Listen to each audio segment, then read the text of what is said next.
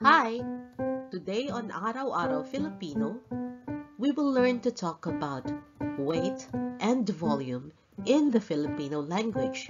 This is a lesson on adjectives and nouns and also a review of the use of pronouns. First, let us learn about weight or in Filipino, timbang. The adjectives that we use for weight are heavy, mabigat, and light, magaan. You see how I highlighted ma in green? Because that is the prefix we attach to a root word to turn the root word into an adjective. So heaviness is bigat and lightness is gaan. To form the adjective heavy, we say mabigat, and to form the adjective light, magaan. We can also form other new words from these root words, like to ask how heavy is gaano, kabigat. How is gaano, and because we are measuring how heavy, we are asking how heavy, we use the prefix ka attached to the root word bigat. So how light is also gaano kagaan. Here are some units of measurement of weight or units ng sukat ng timbang in Filipino. Of, ng. Measurement, sukat. Weight, timbang. A gram is gramo. Kilogram, we simply say kilo. A ton is tonelada. Something special to note is 25 kilograms is called kaban. This is special because this applies commonly to rice when we say isang kaban ng bigas means 25 kilograms of rice. Now let us learn some sentences on how to ask for weight. Paano humingi ng timbang? How, paano. To ask, humingi. Weight, timbang. The word ng is there as a connector between the verb humingi and its object, timbang. What is the weight of the baggage? Ano ang timbang ng bagahe? What, ano? The, ang. Weight, timbang. Of the, ng. Baggage, bagahe. Here is another way to ask. How heavy is the baggage? Gaano kabigat ang bagahe? How, gaano? How heavy, kabigat? How many kilos is the baggage? Ilang kilo ang bagahe? How many, ilang?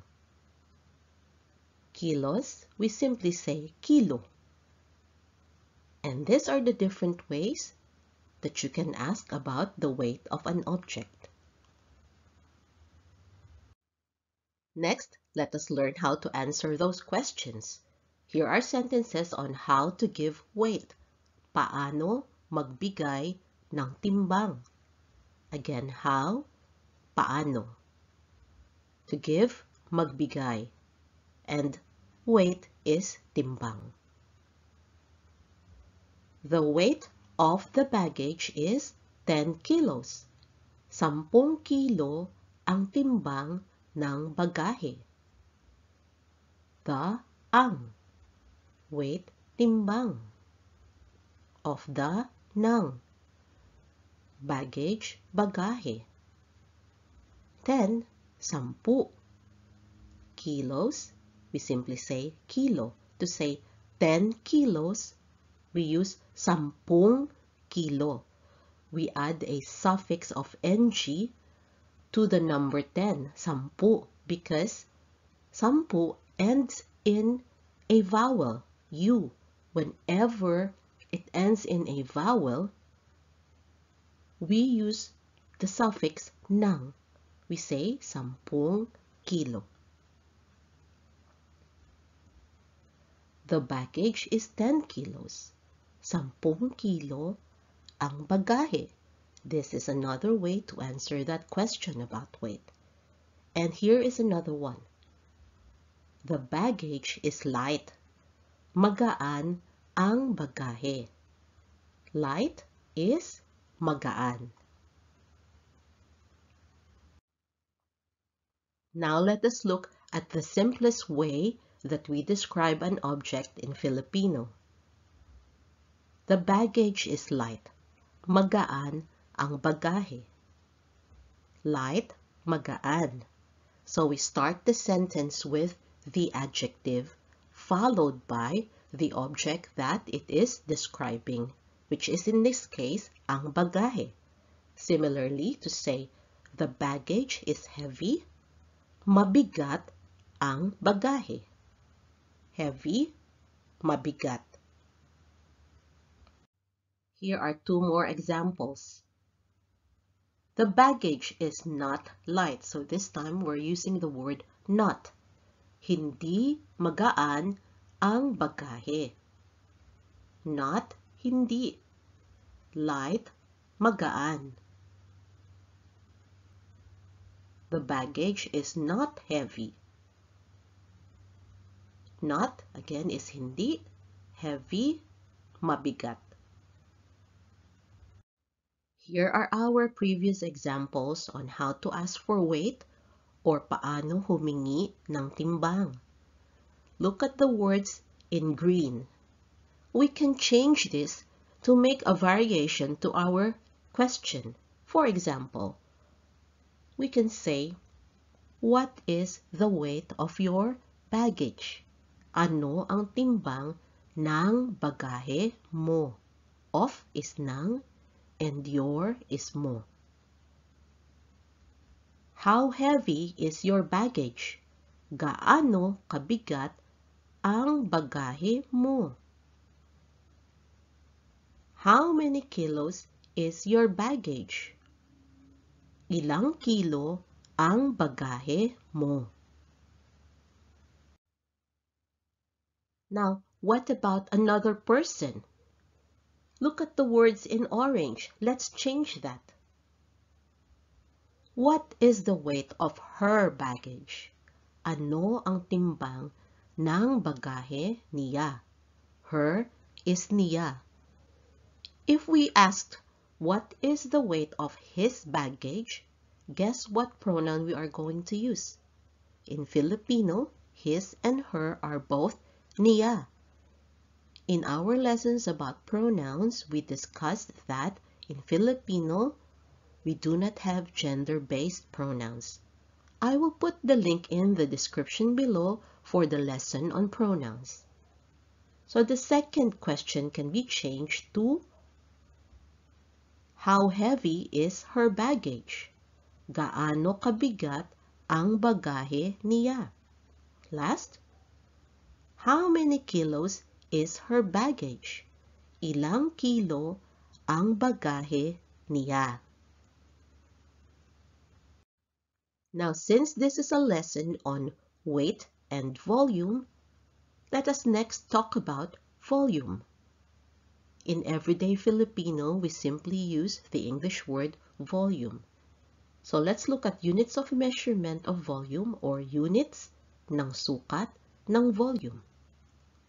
A pinch is kurot, teaspoon, kutsarita, tablespoon, kutsara, bowl, mangkok, a cup is tasa, and a liter is litro. Now let us look at how to ask for volume. Paano humingi ng volume? How, paano, to ask humingi. How many teaspoons of sugar? Ilang kutsarita ng asukal? How many, ilang? Teaspoons, kutsarita. Of ng. Sugar, asukal. How much sugar is needed? Gaano kadaming asukal ang kailangan? How much, gaano kadami. Needed, kailangan. Now let us look at ways to answer those questions.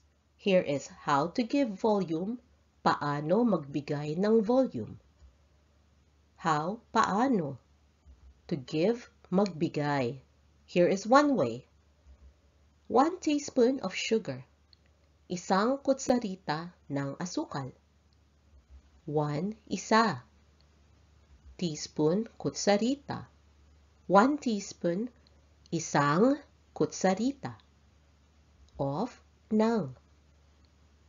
Sugar, asukal. Another way to answer is, a half teaspoon of sugar is needed. Kalahating kutsarita ng asukal ang kailangan. 1/2, kalahati. To say half teaspoon, kalahating kutsarita. And needed is kailangan.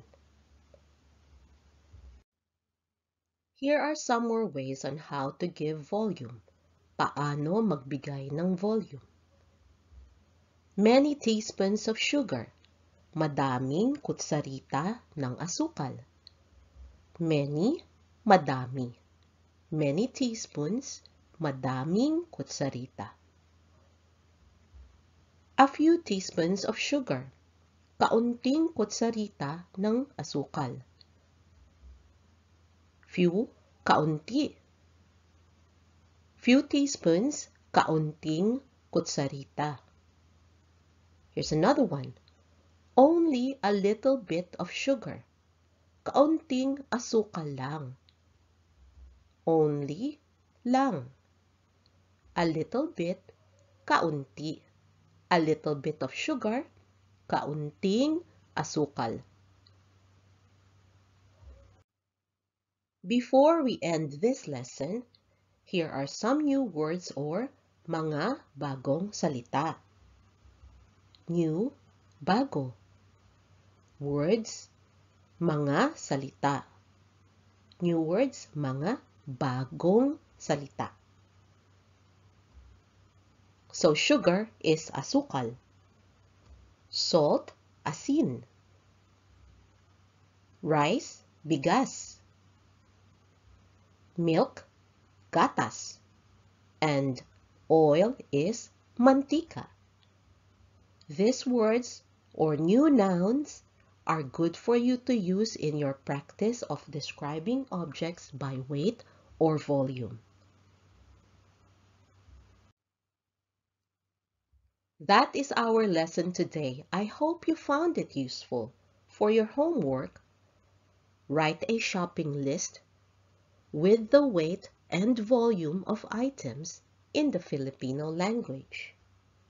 Write down the price of items by weight or volume in Filipino. Have fun!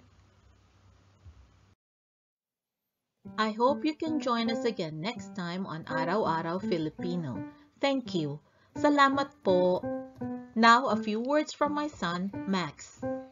Thought this video was cool? Watch the next one and like and subscribe to the channel too if you haven't yet. Bye-bye! Bye!